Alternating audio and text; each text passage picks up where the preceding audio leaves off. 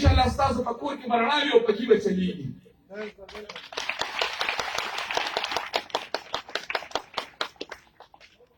حسینیت دې ته ویلی شي چې د خپلو بچو د خولې نه مړی راوباسه او بل ته په خوله کې کښېږده. بالکل تاسو ته په هغه وخت باندې خلکو څه ووي؟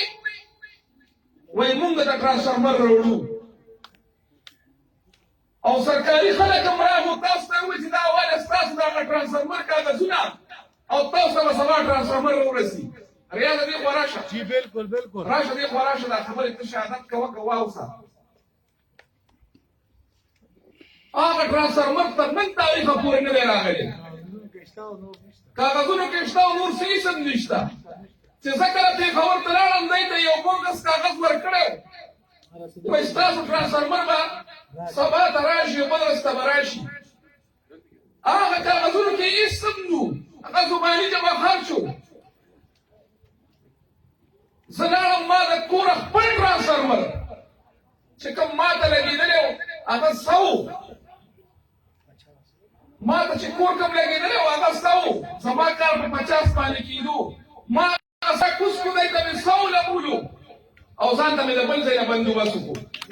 دې ته حسینیت ویلی شي او په خوږ ایمان یې درته وایم چې د هغې ټرانسفارمر نه دی ته دومره دک او تکلیف میلاو شوی و چې دی په هغې کې څه څه ونه کړو. ما وی په دې ځای زما لاره ده د دې خلکو د دې غریبو خلکو به زما نه خدای سبا تپوس کوي چې ته خو خپله په ایر کنډیشن کې ونه وي د دې خلکو تا تپوس ولې نه دی کړی. الحمدلله ضمیر مې مطمئن دی چې څه مې کړي دي. دا ټرانسفارمر دا د واردې نه دی دا الحمدلله ما په خپل خرڅ باندې وړی. تاسو ته مې لګولی تاسو سوکالي په تاسو راغلې ده.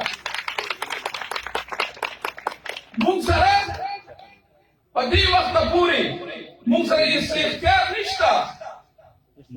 مونږ سره هېڅ اختیار نشته چې څه کوو په خپل وس طاقت او د خپل محنت د هغې په سبب باندې یې کوو. او دا نور خلک حکومتي خلک دی سره سرکاري فنډ دی نو چې زه یو کار کوم ما چې یو کار وکړو نو دی ته پرې تکلیف نه دی پکار چې دی ته هغه وخت دومره تکلیف میلاو شو. عزیزانو خبرې مختصر کومه انشاءالله تعالی دا تبدیلي تاسو ولیده او دا اختیار به یې که چېرې تاسو کامیاب کړو د الله په ډېر لوی فضل سره که تاسو اختیار به یې کامیاب کړو نو ستاسو څومره مسلې دي ریاض خان د دې خبرې که واوسه چې څوم مسلې وي انشاءالله د رب په فضل باندې حل کوو یې درته. او یو سړی وایي چې زه پاس شم زه به درته دا وکړم. ما خو موږ خو تاسو ته خپل ایمان پیر کړو چې پاس کېدل به بیا کېږي نو څه مې کولې ژوند مې کړي دي او کله ورته بری راکړو د دې نه زیات مې کړو. خو دا څه خبره ده دا خو هېڅ خبره نه ده په تاسو باندې احسان شته او نه خټ شته او نه بچ شته.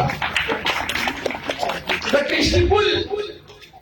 کشتي پول زه یو خبره تاسو ته وکړم چې ما د خپل کمپین آغاز د کشتي پول نه کړی و. رومبې بینر په تمامي حلقه کې ما دلته د ګلزاره نه په کور باندې لګولی و. که دا یاد ساتئ ښه نو دا زمونږ هوم یونین کونسل دی دا تاسو ومومئ داسې حق دی لکه څنګه چې په مور باندې د بچي د پی ووي انشاءالله تعالی چې څوم مسلې وي دا به کثیري حل کوو.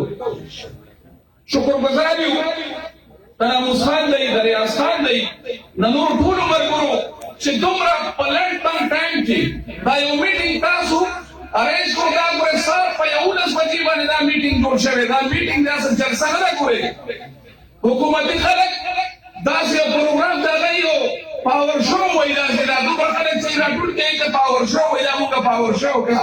مونږ هغې ته وایو راشه د کشتي پول خلک وشماره دې ته پاور شو خو مونږ نه وایو خو یو میټینګ یو بهترین